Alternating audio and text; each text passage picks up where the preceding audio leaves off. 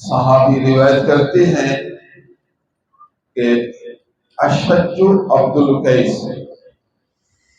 یہ عبد القیس یہ قبیلہ ہے جو کہ بحرین میں رہتے تھے، ان کا سردار، قبیلے کا سردار، جس کو وہ اپنی بولی میں کہتے ہیں اشج عبد القیس، کہتے ہیں اس کا نام تھا منذر بن عائد، منذر اس کا نام تھا۔ حضور صلی اللہ علیہ وسلم کی خدمت میں پہلے حاضر ہوا، حضور کا چہرہ دیکھا، آپ کی زیارت کی، اچھا بندہ تھا، حضور پر اسلام لایا، حضور کا غلام بن گیا۔ آیا اپنے علاقہ میں ساری قوم کو کہا میں نے اللہ کا پیغمبر دیکھ لیا، اللہ نے خاتم النبیین کو بھیجا ہے، تیاری کرو، سب کو اس کے در پر پہنچاتا ہوں، سب کو مرید بناتا ہوں، سب کو بیعت کراتا ہوں، سب کو اسلام کے شرف سے مشرف کرتا ہوں۔ کیونکہ سردار تھے، اعلان دیا، سب تیار، سبحان اللہ، کہ اللہ کے پیغمبر آخری نبی کا دیدار کرنا ہے۔ روانہ ہوئے، مدینہ شریف کے قریب پہنچے،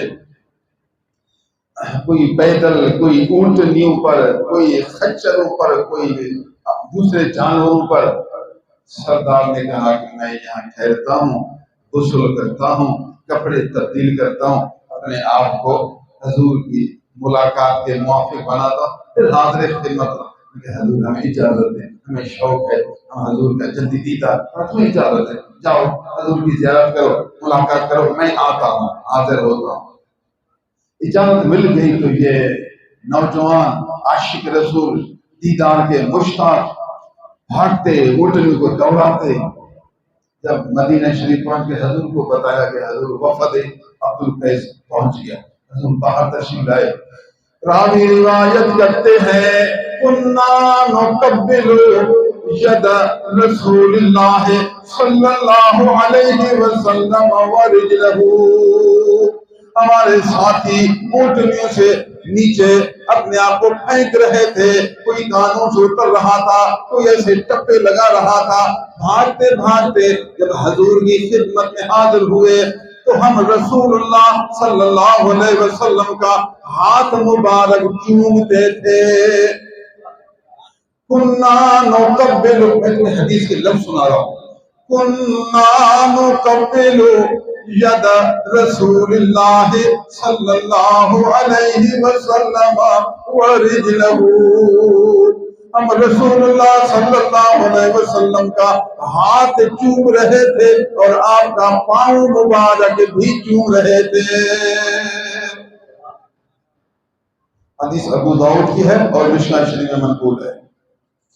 کنّا نقبل، یقبل تقبیل، تقبیل منا چومنا، قبل یقبل تقبیلا، کنّا جمع ہم سب پوری جماعت، پورا قافلہ، کنّا نقبل ید رسول اللہ صلی اللہ علیہ وسلم ورجلہ، حضور کے پاؤں مبارک پر پڑ گئے، چوم رہے ہیں، پھر اٹھ کر ہاتھ مبارک چوم رہے ہیں، حضور دعائیں دے رہے ہیں، شفقت فرما رہے ہیں، ہاتھ سر پر پھیر رہے ہیں، حضور پیار کر رہے ہیں، ہم حضور کو چوم رہے ہیں اور حضور ہمیں دعائیں دے رہے ہیں۔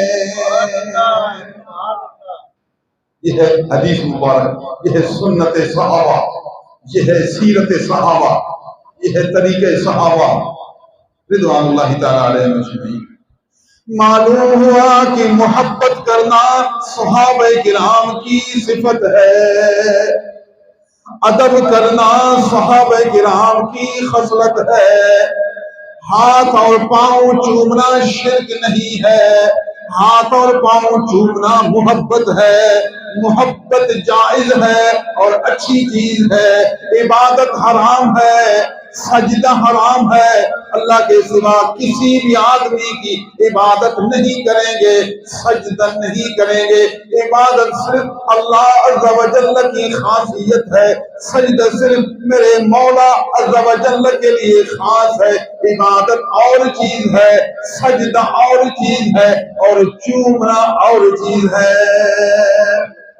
چومنا محبت ہے، چومنا صحابہ کرام کی علامت ہے، چومنا سنت ہے، چومنا جائز ہے، چومنا اور چیز ہے، اور سجدہ کرنا اور چیز ہے۔ اگر چومنا ناجائز ہوتا حضور صلی اللہ علیہ وسلم اس صحابی کو، ان سب صحابی کو، وفد عبدالقیس کو منع فرماتے یہ کام ناجائز ہے، نہیں کرنا۔ حضور صلی اللہ علیہ وسلم صحابہ کرام حضور کو چومتے تھے، اور حضور بھی بنا بر شفقت کبھی کبھار صحابہ کرام کو بھی چومتے تھے۔ اللہ اکبر، سبحان اللہ۔ میں نے پوری کتاب لکھی ہے، اس کا نام ہے علماء مشائخ کا ہاتھ چومنا۔ اس میں نے تقریباً 55 حدیثیں لکھی، کتاب چھپی ہے، کتاب ملتی ہے آپ کو، بہترین کتاب ہے۔ اس میں احادیث جمع ہیں کہ صحابہ کرام رضوان اللہ تعالی علیہم اجمعین نے حضور کا ہاتھ چوما۔ اللہ سبحان اللہ۔ اپنے ابا کا ہاتھ چومنے کی عادت بنائیں گے، کبھی کبھار ملے ابا کا ہاتھ چومیں گے، یہ چومنا اکرامن ہے، یہ چومنا ادبن ہے۔ ابا کا ہاتھ چومنا ساری رات نفلی عبادت سے بڑھ کر ہے۔ بے شک ساری رات نفل پڑھنا، سبحان اللہ، ساری رات نفل پڑھنا بڑا ثواب ہے، بے شک بڑا ثواب۔ وہ ثواب ایک طرف رکھے ہیں، ابا جان کے ہاتھ کو بنا بر شفقت، بنا بر محبت، بنا بر ادب و اکرام چومنا اس سے بڑھ کر ہے۔